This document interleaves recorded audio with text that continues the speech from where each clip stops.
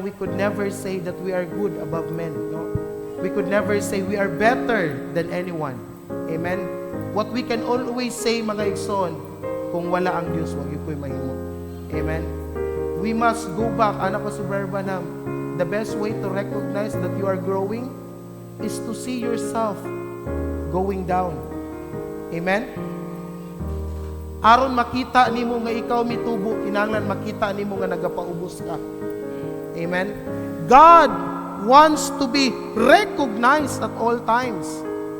Gusto sa Dios nga pasidunggan siya sa tanang higayon. In the book, mga igsoon, or in the Bible, it says, in all things. Amen?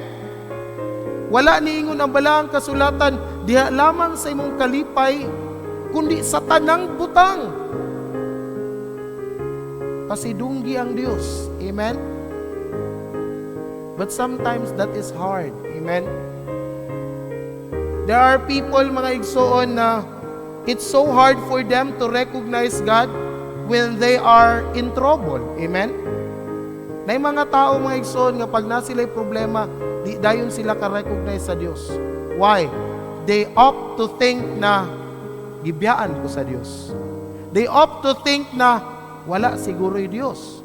They opt to think na kanang basig. Wala gyud. Napoy uban, mga igsoon, nga mga tao nga pag na sila sa kataas silang kinabuhi, they forget God. Amen?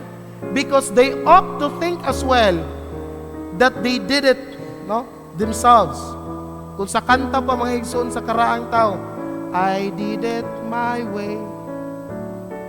Kay maoy timsong sa ilang kinabuhi, kay naabot nila ang tuktok, mga igsoon, sa panalangin, ang tuktok sa kinabuhi, nakakabot sila og maayong kinabuhi, makalimtan nila ang Diyos. God is not pleased. Amen? Gikaligut-guta na sa Diyos. Kay gusto sa Diyos, i-recognize siya 24/7. The prophet said, what is God?